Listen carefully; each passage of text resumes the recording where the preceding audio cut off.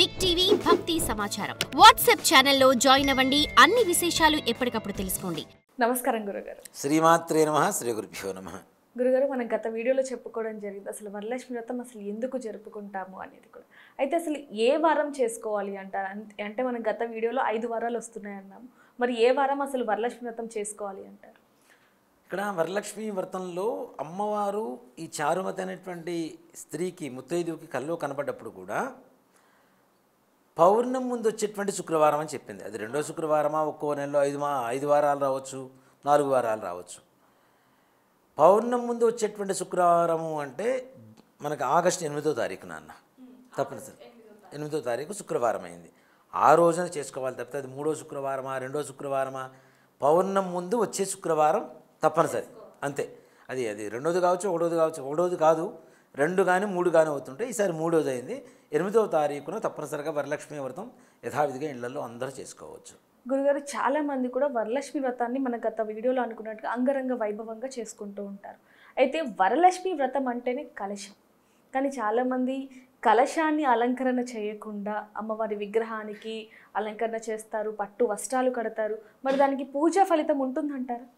ఓ మాట చెప్తానన్న, కలశం దాన్ని కుంభం అంటాం. అవును, కలశాన్ని కుంభంలో అంటే ఈ కలశంలో ఏ దేవతనైనా ఆవాహన చేయవచ్చు అనేటువంటిది శాస్త్రం. దానికి అలంకరణ అనేటువంటిది మంత్ర విభాగంలో కూడా చెప్పబడింది. ఏంటి అంటే చక్కగా పూజాగృహం ఏదైతే మనం పూజ చేసేటువంటి స్థలం ఉందో ఆ పూజా స్థలాన్ని ఆవు పేడతో అలకాలి తప్పనిసరిగా. ఇప్పుడు ఆవు పేడతో అలకేటువంటి వాళ్ళు కూడా లేరు. అవును, అవునా? చూస్తున్నాం కానీ ఇక్కడెక్కడ లేదు. కానీ నిజంగా ఆవు పేడతో అలికితే చాలా పాజిటివ్ పవర్ ఉంటుంది నాన్న. ఆ రోజు పూజా స్థలాన్నే కాదు, ఇంటి ముందు గడప బయట కూడా తప్పనిసరిగా ఆవు పేడతో అలికి ముగ్గులు పెట్టండి. దాంతోనే సగం లక్ష్మీదేవి ప్రయాణం ప్రారంభమైనట్టే మన ఇంట్లోకి. పూజాగృహాన్ని ఆవు పేడతో అలికి దాని మీద మన బియ్యపిండి, పసుపు, కుంకుమ ఇట్లాంటి వాటితో చక్కగా ముగ్గులు పెట్టి దాని మీద పీట వేసి, పీట మీద మరలా తుండుగుడ్డ నూతన వస్త్రం ఒకటి పరిచి దాని మీద బియ్యం పోసి బియ్యం మధ్యలో కలశాన్ని ఉంచాలి. ఈ కలశం ఎలా?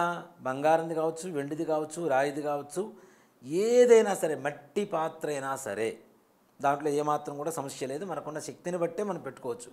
బంగారంది పెడితే అమ్మవారు వస్తుంది అనేటువంటిది ఏం లేదు.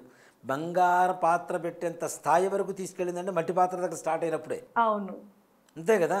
కాబట్టి మట్టి పాత్ర అయినా పెట్టుకోవచ్చు. దాంట్లో కొంతమంది ఆచారం బియ్యం పోసుకుంటారు, కొంతమంది నీళ్లు పోస్తారు. ఈ నీళ్లు పోసినప్పుడు కూడా కొద్దిగా పసుపు, కుంకుమ, గంధం, అక్షతలు వేసి దాంతోపాటు పంచపల్లవాలని చెప్పి 5 రకాలు ఉంటాయి నాన్న. మామిడి, మేడి, జువ్వి, రావి, తర్వాత మేడి, ఈ 5 రకాల పంచపల్లవాలని చెప్పి 5 రకాల చెట్లు. ఇక్కడ కూడా ఏంటి అంటే శ్రావణ మాసం వర్షాల సీజన్ మనకి. ఈ పంచపల్లవాలు ఏవైతే నీళ్లల్లో నానుతూ దాంట్లో పెట్టేసిన తర్వాత కలశం పెడుతున్న కొబ్బరికాయ పెట్టి పైన ఒక బ్లౌజ్ పీస్ని త్రికోణాకారంలో మడిచేసి పెడతామో, ఈ పంచపల్లవాలు కలశం తీసేసిన తర్వాత అవి ఇంటి ముందు ఇంటి ముందు కట్టేస్తే వాటి మీద నుంచి వచ్చేటువంటి గాలి మనకుండేటువంటి రోగాన్ని నయం చేస్తాయి. ఈ 5 రకాలు కలిస్తే ఒక గొప్ప ఆయుర్వేదిక్ మెడిసిన్ తయారవుతుంది దాంతో. అవునా? ఈ పంచపల్లవాలు పెట్టి చక్కగా కొబ్బరికాయ పెట్టి ఒక బ్లౌజ్ పీస్ చక్కగా మడిచి దానికి కళ్యాణం బొట్టు లేదంటే మామూలుగా గంధం పెట్టి కుంకుమ బొట్టు పెట్టుకొని చేసుకోవడం మంచిది. కానీ దాన్ని ముక్కులు పెడతాం, కళ్ళు పెడతాం, చెవులు పెడతాం, ఇవన్నీ ఏం లేవు నాన్న. ఒక మాటలో చెప్పాలంటే అవన్నీ రాను ఆధునీకరణ పెరిగిపోయి డబ్బులు బాగా పెరిగిపోయి మేము ఇంకాస్త గొప్పగా చేస్తామా, ఇంకాస్త గొప్పగా చేస్తాం. దేవుడికి చేయడంలో తప్పని చెప్పడల్లా. ఇందాక మనం అనుకున్నాం చూడండి, అమ్మవారు రంగంలో చెప్పింది నాకు నిజమైన రూపం ఇవ్వండిరా అని. అదే కదా మనం కూడా మొత్తుకునేది. అవును, నిజ రూపం ఏదైతే ఉంటుందో మంత్రస్వరూపం అంటే మంత్రంలో ఏ స్వరూపం అనేది చెప్పబడుతుందో ఆ స్వరూపంగా కలశాన్ని పెట్టాలి. కానీ దాన్ని పట్టు చీరలు కట్టేస్తాం, ఇన్ని నగలు పెట్టేస్తాం, అన్ని నగలు పెట్టేస్తామంటే ఇంకా మీరు చెప్పినట్టు విగ్రహాలు కూడా తెచ్చుకుంటున్నారు కొంతమంది. అవన్నీ ఏం చేస్తారు నాన్న? ఒకరోజు పూజ చేసిన తర్వాత దానికి ఒక శక్తి అనేది వస్తుంది. ఆ పూజ అయిపోయిన తర్వాత తీసుకెళ్ళి అటకట్టేసి మూట కట్టేసి పని పెట్టేస్తాం అటక మీద అంటే అది కరెక్ట్ కాదు కదా. అవునా? సో కాబట్టి అలా చేయడం కూడా వద్దనే చెబుతా. కలశం పెట్టుకోండి, పటం పెట్టుకోండి చక్కగా. పటం పెట్టుకొని కలశం పెట్టుకొని పూజ చేసుకోవడం అనేది విధానం. ఈ కలశంలో కూడా నీళ్ళ బియ్యం అనేది మీ ఇంటి ఆచారాన్ని బట్టి ఉంటుంది. అంటే అసలు ఏది వేస్తే మంచిది అంటారు గురుగారు? దేంట్లోనన్నా కలశంలో అంటే ఆనవాయితీ లేని వాళ్ళు ఇప్పుడు మొదటిసారి చేస్తున్నారు అన్న వాళ్ళు నీళ్లు పోస్తే మంచిదా లేకపోతే బియ్యం పోస్తే మంచిదా అంటారు? అసలు ఆనవాయితీ లేనటువంటి వాళ్ళు నీళ్లు పోయమనే శాస్త్రం చెప్తుంది. బియ్యం కాదు, నీళ్ళే పోయమని చెప్తుంది. ఆ నీళ్ళని ఇంట్లో అంతా చల్లుకోవాలి. మనం స్నానం చేసేటువంటి నీళ్ళలో కొద్దిగా కలుపుకొని స్నానం చేయాలి. ఆ కొమ్మలు తీసుకెళ్ళి బయట వేలాడదీయాలి వాకిల దగ్గర. మరి బియ్యంలో ఈ కొమ్మలు అవన్నీ పెట్టలేం కదా. పెట్టిన తర్వాత దానివల్ల అవి నానవు కదా, కింద మొదళ్ళు నానవు కదా, దానికున్న కొమ్మలకున్న మొదళ్ళు. సో కాబట్టి నీళ్లు పెట్టమని శాస్త్రం చెప్తుంది. నీళ్లతో చేయడం అనేటువంటిది ఉత్తమమైనటువంటిది, మంచిది. వరలక్ష్మి వ్రతం చేసే రోజు శుక్రవారం ఏదైతే ఉందో ఆ రోజు పూజా విధానం ఏ విధంగా ఉండాలి గురుగారు అసలు? ఎందుకంటే ఇప్పుడున్న పరిస్థితుల్లో ఎవరికి నచ్చినట్టుగా వారు చేస్తున్నారు, అది మనందరం చూస్తూనే ఉన్నాం. అసలు పూజా విధానం ఏ విధంగా చేస్తే లక్ష్మీదేవి అనుగ్రహిస్తుంది అంటారు? ముందు ఇంట్లో ఉండేటువంటి ప్రతి ఆడవాళ్ళు లక్ష్మీదేవిగా తయారవ్వాలి. అంటే మనశ్శుద్ధిగా, శరీర శుద్ధి ఎట్లాగూ చేస్తాం, స్నానం చేస్తాం, 10 సార్లు సబురుద్దుతాం, అంతా బాగానే ఉంటుంది. కానీ మానసికమైనటువంటి శుభ్రత కూడా చాలా అవసరం. దాంతోపాటు ఇంటి శుభ్రత కూడా. మనం ఉండేటువంటి పరిసరాలు శుభ్రంగా లేని చోట అమ్మవారు ఉండదు. ఇది ఖచ్చితమైన మాట. లక్ష్మీ అష్టోత్తరాల్లో కొన్ని నామాలు వస్తుంటాయి. శుచయి నమః. శుచి అంటే శుభ్రతే కదా. మరి శుచిగా ఉండాలనే కదా, అది శుభ్రతగా ఉండాలి తప్పనిసరిగా. స్థలం కూడా దాంతోపాటు పూజా స్థలంలో ఏదైతే ఉంటుందో అంత మీకు చేతనంత వరకు అలంకరించుకొని, ముఖ్యంగా మామిడి కొమ్మలు కట్టుకొని ఈ అమ్మవారి కలశాలకి మా మా చిన్నప్పుడు మా అమ్మమ్మ వాళ్ళు చేసుకునేటప్పుడు నేను చూసేవాడిని. మనకి ఈ వినాయక చవితికి పంచపాళి అని ఒకటి కడుతుంటారు చెక్కది, అలా అమ్మవారి కూడా కట్టేవాళ్ళు. అది ఏ దేవతకైనా కట్టవచ్చు అనే శాస్త్రం. కానీ ఈ రోజుల్లో ఓన్లీ కేవలం వినాయక చవితి వస్తేనే మనకు గుర్తుకొస్తుంటుంది. అది పంచవల్లి అంటుంటారు, దాని మీద అన్ని వేలాడదీస్తూ ఉంటారు. అలా అది పెట్టుకొని చక్కగా మామిడాకు తోరణం కట్టుకోండి, దాని కింద అమ్మవారిని పెట్టండి. చూడండి, ఒక్కసారి కళ్ళారా ఒకసారి ఇమాజినేషన్ చేసుకొని చూడండి ఎంత బాగుంటుంది అమ్మవారు.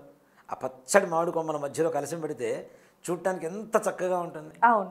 ఇప్పుడు మీరు ఎంతసేపటికి అమ్మవారికి పూజ చేస్తే సెల్ఫీలు తీసుకుందాం అని, ఎంతసేపటికి దీని ఏమంటారు స్టేటస్లు పెట్టుకుందాం, రీల్స్ చేసుకుందాం అన్న ఆలోచన తప్పితే రియల్గా అమ్మవారు ఉందని మనం నమ్మటలేదు కదా. అక్కడ రీల్స్లోనే చూపిస్తున్నాం జనాలకి, రియల్గా మనం చూడాలి. అంటే అక్కడ కూడా గురుగారు ఒక స్టేటస్ అనేది కనిపించాలి. అంటే మనం ఉన్న స్టేటస్ ఏదైతే ఉందో, ఒక స్థాయిలో ఉన్నామో అది చూపించటానికే అదంతా చేస్తున్నారు తప్ప అమ్మవారి మీద ఉన్న భక్తితో కాదు. భగవంతుడి దగ్గర స్టేటస్ చూపించాలనుకోవడం అవివేకం నాన్న. అవును. దేవుడి దగ్గర అందరూ సమానమే, అవునా? ఒక్కళ్ళని ఒక్కోలాగా చూడదు కదా. భగవంతుడు అందరూ సమానమే భగవంతుడి దగ్గర.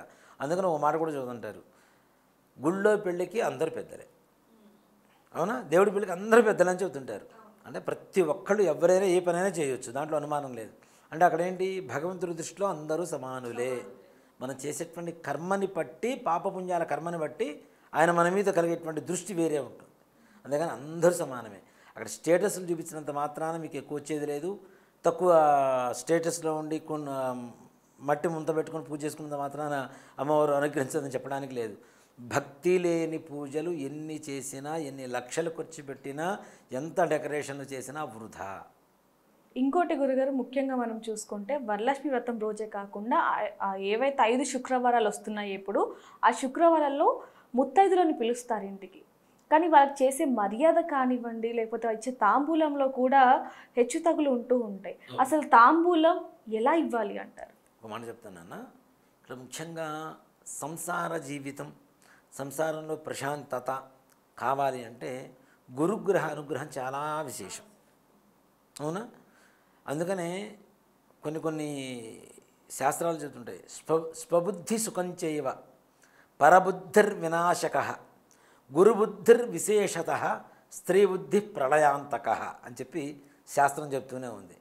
గురుబుద్ధి విశేషత, ఒక శిష్యుడు ఉంటాడు చదువుకునేటువంటి గురువు గారికి, ఆయన దృష్టి శిష్యుడి మీద పడిందా అపారమైనటువంటి సరస్వతి అనుగ్రహం కలుగుతుంది. ఈయన నేర్చుకున్నటువంటి ప్రతి మంత్రం కూడా ఒక ప్రియ శిష్యుడు అనేటువంటి వాళ్ళు ఒకళ్ళు ఉంటారు కదా, వాడికి మొత్తం చెప్పేస్తూనే ఉంటారు, నేర్పిస్తూనే ఉంటారు, అవునా? అలాగే గురు అనుగ్రహం ఏ ఇంట్లో అయితే ఉంటుందో ఆ ఇంట్లో అందరూ బాగుంటారు నాన్న. అందుకని మనం వాయుని ఇచ్చేటప్పుడు ముఖ్యంగా తమలపాకులు 2 కాదు 3 తమలపాకులు పెట్టాలి తప్పనిసరిగా, 2 వక్కలు పెట్టాలి. ఈ వక్క పొడి పొట్లాలు ఏం చేసుకుంటారు అవి? అవును, బయటికి పోగానే పక్కన పడేస్తుంటారు. అవునా? పసుపు కుంకుమ అసలు ఇవ్వకపోతే ఎవడు అడిగాడు? ఇంత పొట్లాలు దేనికవి? అవి ఎవడన్నా వాడతాడా? తాంబూలంలో వక్కలు ఇవ్వండి, తాంబూలంలో పసుపు కుంకాలు ఇవ్వండి, బయట షాపులో అడిగేది జనాలు. అలా కాదు కదా. ఇంటికి వచ్చినటువంటి ఆడవాళ్ళకి ముత్తైదువురికి ఏదైతే ఉందో సువాసిని అమ్మవారి అర్చన నామాల్లో కూడా సువాసిన్యర్చన ప్రీత శోభన శుద్ధమానస. సువాసిని అంటే ముత్తైదువు, సువాసిన్యర్చన ప్రీత ఎవరైతే సువాసిని అర్చన చేస్తారో వాళ్ళని ప్రియంగా కలిగి ఉంటుంది అమ్మవారు అని చెప్పి శాస్త్రం చెబుతోంది. ముత్తైదువుకి ఎలా పూజ చేయాలి? ఇంటికి వచ్చిన తర్వాత ముఖ్యంగా కాళ్ళు కడగాలి, ఇది తప్పనిసరి. వాళ్ళు చిన్నవాళ్ళు కావచ్చు, పెద్దవాళ్ళు కావచ్చు. ఇక్కడ ఒక చిన్న మాట గురుగారు, ఈ రోజుల్లో ముత్తైదులకు కాళ్ళకి పసుపు రాయాలంటేనే ఒక మనిషిని పెడుతున్న పరిస్థితి అని చెప్పొచ్చు. ఇంకా కాళ్ళు కడగడం అంటే అసలు అంటే ఇప్పుడు మన ఇంటికి వచ్చిన వాళ్ళు ముత్తైదువులు అని మనం అనుకోవడం తప్పు నాన్న. లక్ష్మీదేవి, మన ఇంటికి లక్ష్మీదేవి వస్తే ఎలా మనం అమ్మవారిని పూజిస్తాం, ఎలా ఆహ్వానిస్తాం, ఎలా వాళ్ళని గౌరవిస్తాం అమ్మవారిని. అలాగే సువాసిని రూపంలో నీ ఇంటికి లక్ష్మీదేవి వాయనం తీసుకోవడానికి వచ్చినప్పుడు ఇచ్చుకుంటేనమ్మ వాయనం పుచ్చుకుంటేనమ్మ వాయనం, నా వాయనం తీసుకునేది ఎవరు అంటే సాక్షాత్ నేనే నీ వరలక్ష్మీదేవిని అని చెబుతున్నప్పుడు ఆవిడ వరలక్ష్మిగా మనం ఎందుకు భావించకూడదు మరి?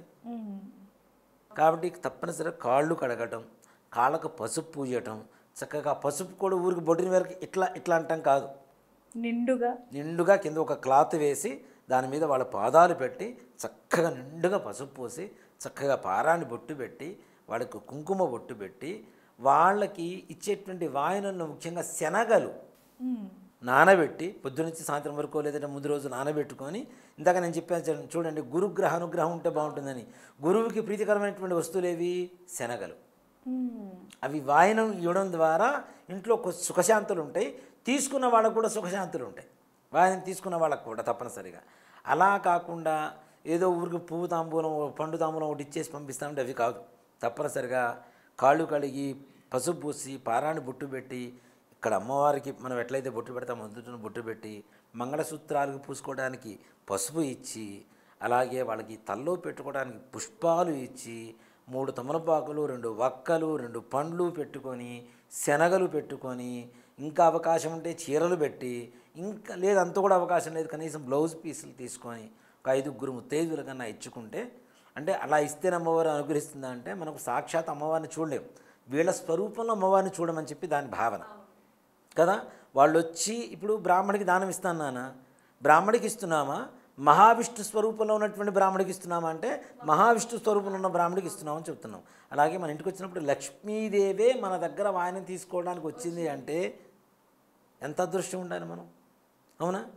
దాంతోపాటు పిండి వంటలు ఏవైతే చేసుకుంటామో 9 రకాలు వాళ్ళకి వాయనం ఇవ్వాలని శాస్త్రం చెబుతుంది. ముత్తైదువులకి బ్రాహ్మడికి వాయనం ఇవ్వాలి. అలాగే కంకణాలు కట్టుకుంటారు వరలక్ష్మి వ్రతం అప్పుడు. కంకణాలు కూడా ఎట్లా అంటేనన్నా అమ్మవారికి ఒకటి, బ్రాహ్మడికి ఒకటి, వ్రతం చేసుకున్న వాళ్ళకి ఒకటి, 5 ముత్తైదువులకు 5 కంకణాలు. తప్పనిసరిగా వాళ్ళ చేతి కంకణం కట్టిన తర్వాతనే వాయనం. ఆ వాయనం కూడా ఎలా ఇవ్వాలి అంటే చీర కొంగు వేసుకుంటాం కదా, ఆ చీర కొంగుని పైన కప్పేసి ఆ వాయనం మీద కింద 2 చేతులు పట్టుకొని అప్పుడు ఈ మాట చెప్పుకోవాలి, ఇచ్చుకుంటేనమ్మ వాయనం పుచ్చుకుంటేనమ్మ వాయనం. ఎవరు తీసుకుంటున్నారంటే నేను వరలక్ష్మి అమ్మవారిని అని చెప్తుంది. అక్కడ కదా వాయనం తీసుకునేది అమ్మవారు. అవేవి చేయకుండా ఏదో డ్యూటీ వైజ్గా ఇంటికి వచ్చేసరికి కూర్చోబెట్టి ఇది ఇచ్చేసి వాయనం ఇచ్చిన తర్వాత వాళ్ళతో అక్షతలు వేయించుకొని ఆశీర్వచనం తీసుకోవాలి. అప్పుడు పరిపూర్ణంగా లక్ష్మీదేవి అనుగ్రహం మనకు కలుగుతుంది, వరలక్ష్మీదేవి స్థిరంగా మన ఇంట్లో ఉంటుంది. నిజంగా గురుగారు మీరు చెప్తుంటేనే మేము అది ఊహించుకుంటున్నామని చెప్పొచ్చు. చాలా చక్కగా వరలక్ష్మి వ్రత విధానం, అసలు అమ్మవారి రూపంలో వస్తున్న ఆడపడుచులు ఎవరైతే ఉన్నారో వాళ్ళకి ఏ విధంగా తాంబూలం ఇవ్వాలి అనేది చాలా చక్కగా వివరించారు. ధన్యవాదాలు. శ్రీమాత్రే నమః. శ్రీ గురుభ్యో నమః. For more videos like this, subscribe Big TV channel.